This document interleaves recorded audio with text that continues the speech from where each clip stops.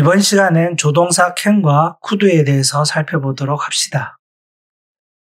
4학년 영어 교과서를 본 적은 없는데 아마도 교과서에 제일 처음 나오는 조동사가 can일 겁니다. can이 많이 쓰이기도 하지만 의미가 능력이기 때문이에요. 뭐 할 수 있다. 그렇게 배웠죠.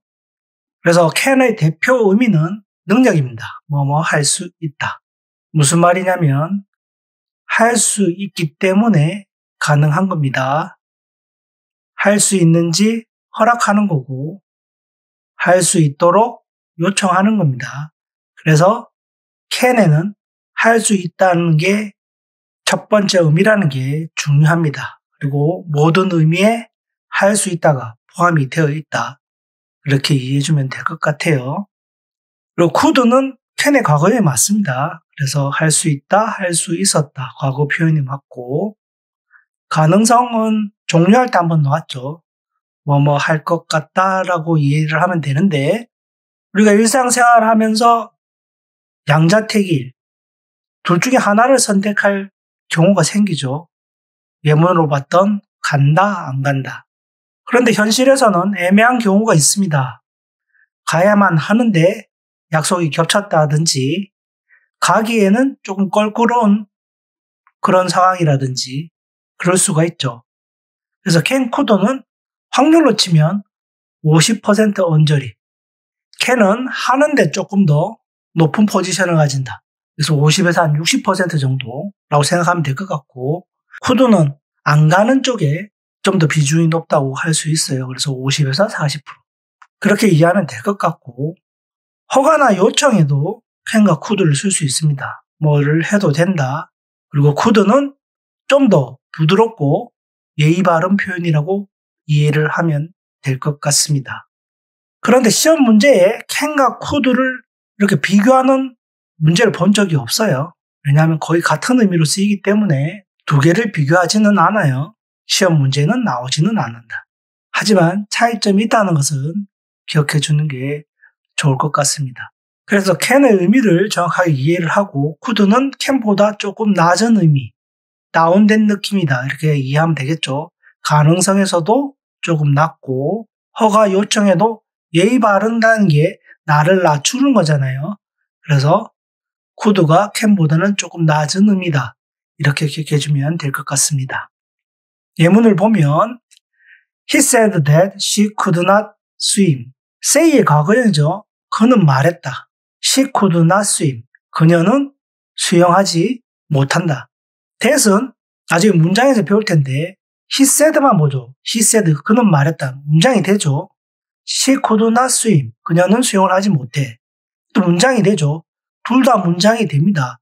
문장과 문장을 연결해 주는 거는 접속사라고 했어요. and, or, but 이런 접속사. 그래서 that도 역시 접속사로 여기서 쓰였습니다. 하지만 that은 문장에서 접속사라만 쓰이는 게 아니기 때문에 문장 가서 좀 더 깊이 있게 살펴보기로 하고 두 문장을 연결해 주는 역할을 한다. 이유는 과거를 쓴다는 걸 보여주기 위해서예요. say의 과거형을 썼으니까 can도 과거형 시제를 맞추는 겁니다. 시제를 맞추기 위해서 could를 쓴 거예요. 그렇게 이해해 주면 될 것 같습니다. Can you speak English? can을 설명할 때 자주 나오는 문장이죠. 그런데 인터넷 찾아보면 안 좋은 표현이라고 되어 있어요. 올바른 표현은 Do you speak English? 왜냐하면 can에는 능력이 들어가 있다고 했습니다. 능력. 그래서 영어 할 줄 알아. 이런 표현인 거고 Do you speak English는 영어로 말할 수 있어. 직접적으로 모르는 사람한테 능력을 물어보는 거는 예의상 바람직하지 않다는 거죠. 그래서 외국인에게 Can you speak English 하면 째려볼 수도 있다. 능력을 직접적으로 물어보는 건 바람직하지 않다. 그래서 어떻게 한다? Do you를 쓴다. Do you. 무엇을 물어볼 때는 do you. 이렇게 기억해 주면 될 것 같아요.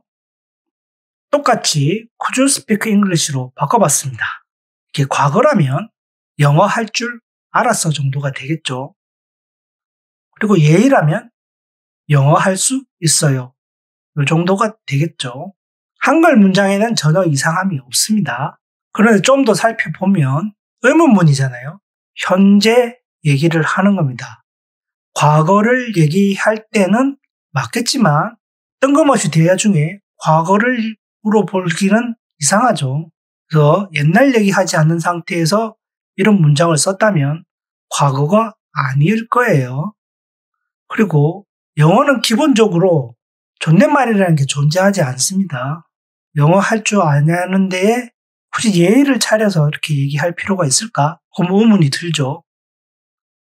그래서 의문문일 때 could를 썼다는 것은 대부분 요청이라고 이해해주면 됩니다. 영어로 얘기해 줄래요.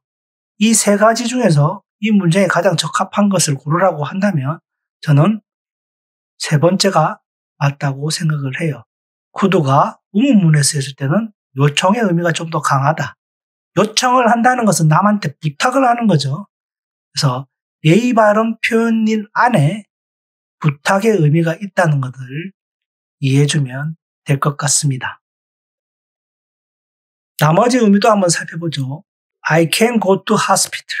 병원에 갈 가능성이 조금 더 높고 I could go to hospital 하면 병원에 안 갈 가능성이 조금 더 높다. 이렇게 이해하면 될 것 같아요. 그리고 You can use my computer. 너는 내 컴퓨터를 사용해도 된다는 허가고 같은 문장을 의문문으로 바꿨죠. Can I use your computer? 내가 너의 컴퓨터를 사용해도 될까요? 요청입니다. 이렇게 쓸 수가 있어요. 그리고 다른 의미로도 쓰일 수가 있습니다. 하지만 기본은 할 수 있다. 할 수 있다가 포함되어 있다는 것을 이해해 두고 해석을 하면 자연스럽게 될 거라고 봅니다. 문법책을 보다 보면 준동사란 글자를 보게 됩니다. 준할 준자입니다. 조동사에 준한다. 조동사처럼 쓰이는 것을 준동사라고 부릅니다. 영어로는 세미모달 버브라고 하고 세미가 붙었죠. 빨간색으로 표시를 해놨는데 이런 걸 접두어라고 합니다. 이거 자체에 의미가 있어요. 그래서 이 접두어나 접미어를 알고 있으면 단어를 암기하는 데 있어서 매우 도움이 됩니다. 그래서 세미에 대해서 잠시만 좀 설명을 하면 세미가 갖고 있는 뜻은 절반입니다. 절반의 의미를 가지고 있다. 축구 경기 같은 경우에 16강, 8강, 4강, 준결, 결승 이렇게 가죠. 그래서 마지막 경기를 파이널이라고 합니다. 결승전. 그리고 세미파이널 하면 결승전 바로 앞에 절반이죠. 그래서 준결승전을 세미파이널이라고 부릅니다. 삼성전자와 SK하이닉스라는 반도체 회사가 있는데 그래서 뉴스에 반도체란 말이 많이 나올 거예요. 그때 반도체가 세미컨덕터입니다. 컨덕터 하면 도체입니다. 원래 용어는 전도체. 전기가 통하는 물체를 컨덕터라고 부르고 세미컨덕터 하면 반도체입니다. 그 안 통하는 게 부도체예요. 길 가다 보면 전봇대 있죠. 전봇대 위에 시꺼먼 줄이 있을 텐데 그게 전선이라고 부릅니다. 그 안에 구리가 들어있어요. 구리가 값도 싸고 전기를 가장 잘 운반하는 그런 물체입니다. 그래서 구리 같은 게 전도체이고 부도체는 전기가 안 통한다는 거예요. 아니 부자니까. 고무나 이런 게 전기가 안 통하죠. 그래서 전기선을 만질 때 고무장갑 같은 거 끼고 하잖아요. 그런 게 부도체. 반도체는 특정 조건일 때 전기를 흐르게 하고 안 흐르게 하고 그렇게 해주는 역할을 하는 겁니다. 컴퓨터에 있는 메모리는 전기가 흐를 때 1, 안 흐를 때 0, 1년 가지고 모든 글자와 그림들을 디지털화해서 저장하는 장치예요. 여기까지만 하죠. 너무 많이 들어가면 안 되니까. 중요한 건 뭐다? 세미가 절반의 의미를 가진다. 이걸 꼭 기억해 주길 바라요. 그러면 can과 같은 역할을 하는 단어가 be able to입니다.